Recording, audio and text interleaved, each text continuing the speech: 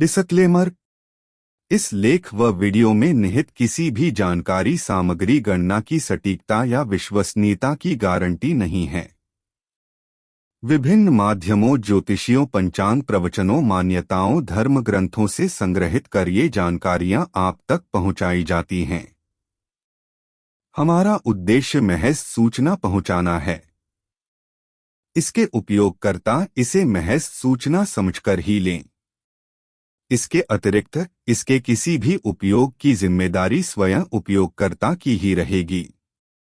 धन्यवाद। शिव जी के 5 प्रमुख अवतार: श्री सद्योजात, श्री वामदेव, श्री तत्पुरुष, श्री अघोर, श्री ईशान, जो 19वें कल्प और 20 आदि कल्प के हैं, जो शिव पुराण के शतरुद्र संहिता के पहले अध्याय में वर्णित किए गए हैं। और श्रावण मास में इन 5 नामों के सुमिरण का बहुत ही बड़ा महत्व है। रुद्र गायत्री मंत्र की उत्पत्ति इन तत्पुरुष प्रभु के कारण ही हुई है।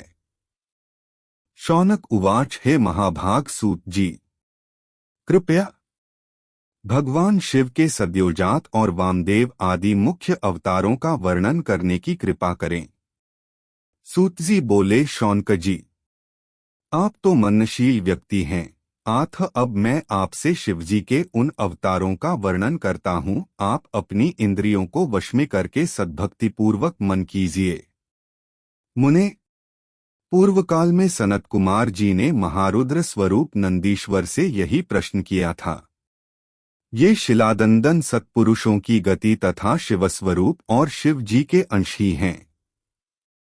उस समय नंदीश्वर ने सदाशिव जी का स्मरण करते हुए उन्हें यूं उत्तर दिया था।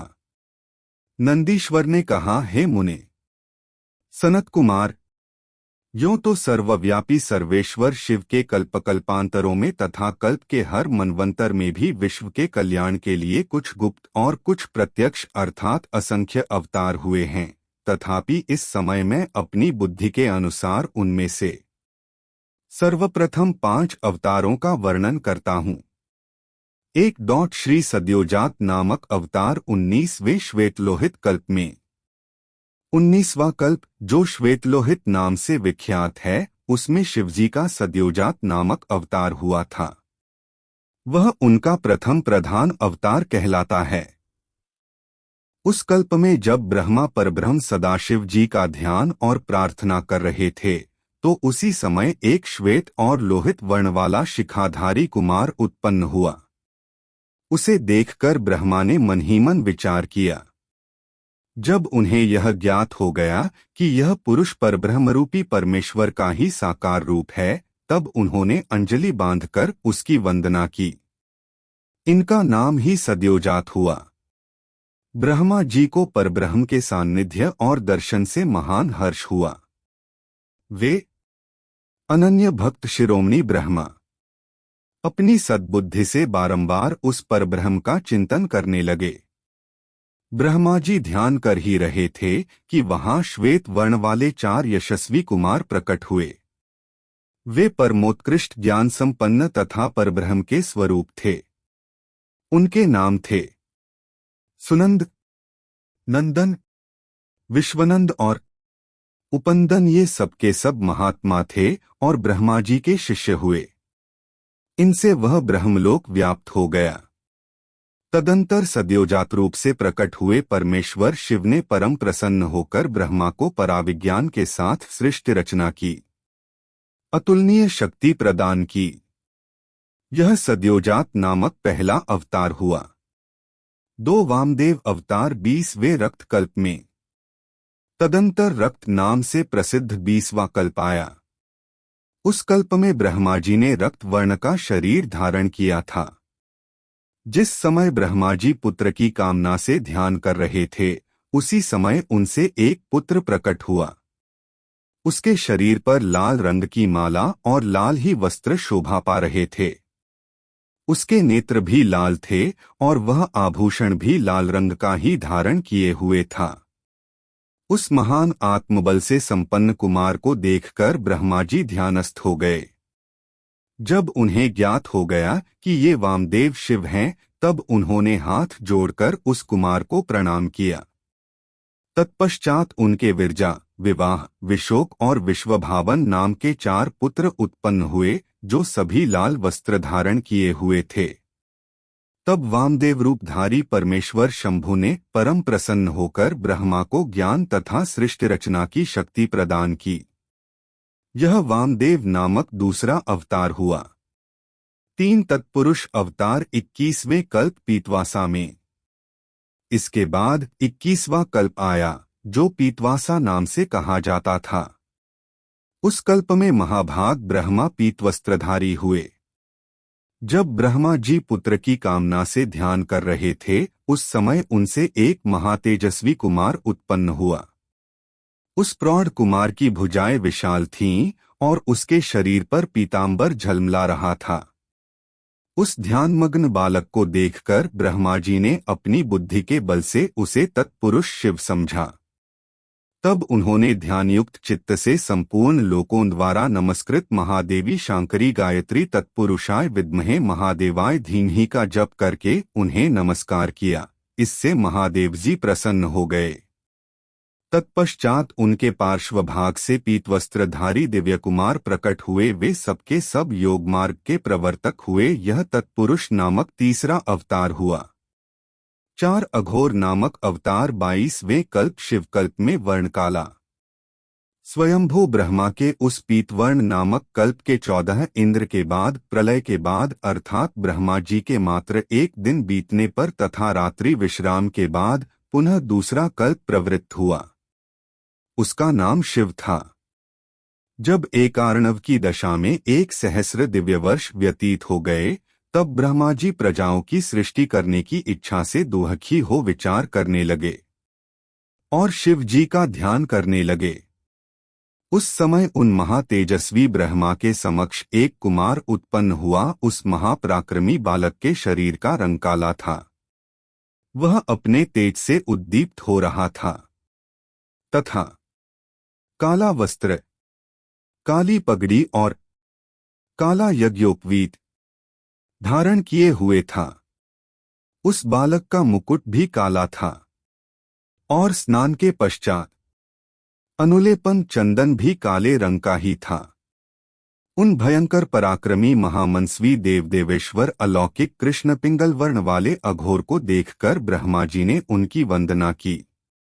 तत्पश्चात ब्रह्मा जी उन भक्त वत्सल अविनाशी अघोर शिव की इष्ट वचनों द्वारा उनकी स्तुति की। तब उनके पार्श्व भाग से कृष्णवर्ण वाले तथा काले रंग का अनुलेपन धारण किए हुए 4 महामनस्वी कुमार उत्पन्न हुए। वे सबके सब परम तेजस्वी अव्यक्तनामा तथा शिवसरीखे रूप वाले थे। उनके नाम थे कृष्ण, कृष्णशिख, कृष्णास्य और कृष्णकंठधृक। इस प्रकार उत्पन्न होकर इन महात्माओं ने ब्रह्मा जी की सृष्टि रचना के निमित्त महान अद्भुत घोर नामक योग का प्रचार किया। यह अघोर नामक चौथा अवतार हुआ। 5 ईशान अवतार विश्वरूप कल्प। सूत जी ने कहा कि हे शौनक जी, आप महान और उत्तम प्रारब्ध वाले व सौभाग्य से युक्त महाभाग हो, जो परब्रह्म सदाशिव के लीला अवतारों का श्रवण कर रहे हो। सदाशिव जी के इन 5 नामों का जिसने आजीवन नाम ही श्रवण नहीं किया, उन मनुष्यों को जीव स्तर के ही जानना चाहिए। और इन नामों के सुमिरण वाले रुद्रगण ही हैं। हे शौनक जी, आगे नंदीश्वर प्रभु ने कहा कि हे सनत कुमार, ब्रह्मा का दूसरा अन्य दिन कल्प प्रारंभ हुआ। वह परम अद्भुत था और विश्वरूप नाम से विख्यात था। उस कल्प में जब ब्रह्मा जी पुत्र की कामना से मन ही मन शिवजी का ध्यान कर रहे थे, उसी समय महान सिंहनाद करने वाली विश्वरूपा सरस्वती प्रकट हुई तथा उसी प्रकार परमेश्वर भगवान ईशान प्रादुर्भूत हुए, जिनका वर्ण शुद्ध स्फटिक के समान उज्ज्वल था। यही ईश्वर ईशान हैं, जो विशुद्ध स्फटिक के समान उज्ज्वल रूप में लीलारत हैं और जो समस्त आभूषणों से विभूषित थे।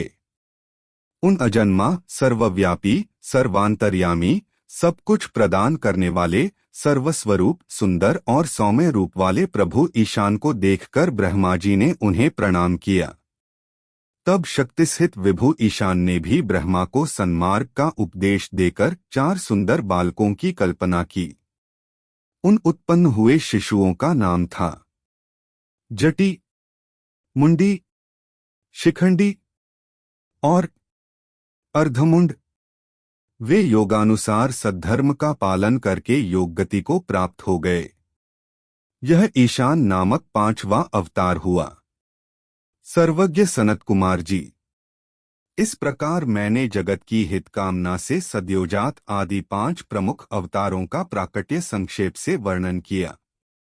उनका वह सारा लोकहितकारी व्यवहार यथातथ्य रूप से ब्रह्मांड में वर्तमान है। महेश्वर की ईशान, पुरुष, तत्पुरुष, घोर, वामदेव और सद्योजात ब्रह्मा, ये 5 मूर्तियां विशेष रूप से प्रसिद्ध हैं। इनमें ईशान जो शिवस्वरूप तथा सबसे बड़ा है पहला कहा जाता है। ओम ईशानाय नमः, ओम ईशानाय नमः, ओम ईशानाय नमः।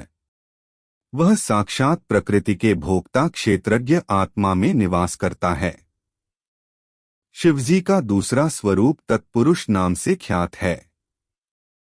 वह गुणों के आश्रयरूप तथा भोग्य सर्वज्ञ में अधिष्ठित है।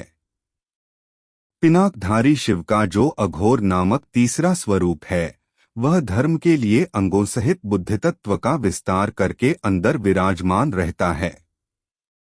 वामदेव नाम वाला शंकर का चौथा स्वरूप अहंकार का अधिष्ठान है। वह सदा अनेकों प्रकार का कार्य करता रहता है। विचारशील बुद्धिमानों का कथन है कि श्री शंकर का ईशान संज्ञक स्वरूप सदाकर्ण, वाणी और सर्वव्यापी आकाश का अधीश्वर है तथा महेश्वर का पुरुष नामक रूप त्वक, पाणी और स्पर्श गुण विशिष्ट वायु का स्वामी है। मनीषीगण अघोर नाम वाले रूप को शरीर रस रूप और अग्नि का अधिष्ठान बतलाते हैं। परब्रह्म शंकर जी का वामदेव संज्ञक स्वरूप रसनापायुरस और जल का स्वामी कहा जाता है। प्राण उपस्थ, गंध और पृथ्वी का ईश्वर शिवजी का सद्योजात नामक रूप बताया जाता है। कल्याणकामी मनुष्यों को शंकर जी के इन स्वरूपों की सदा प्रयत्न पूर्वक वंदना करनी चाहिए, क्योंकि ये श्रेय प्राप्ति में एकमात्र हेतु हैं। जो मनुष्य इन सद्योजात आदि अवतारों के प्राकट्य को पढ़ता अथवा सुनता है, वह जगत में समस्त काम्य भोगों का उपभोग करके अंत में परमति को प्राप्त होता है। शिव पुराण शत्रुद्र संहिता।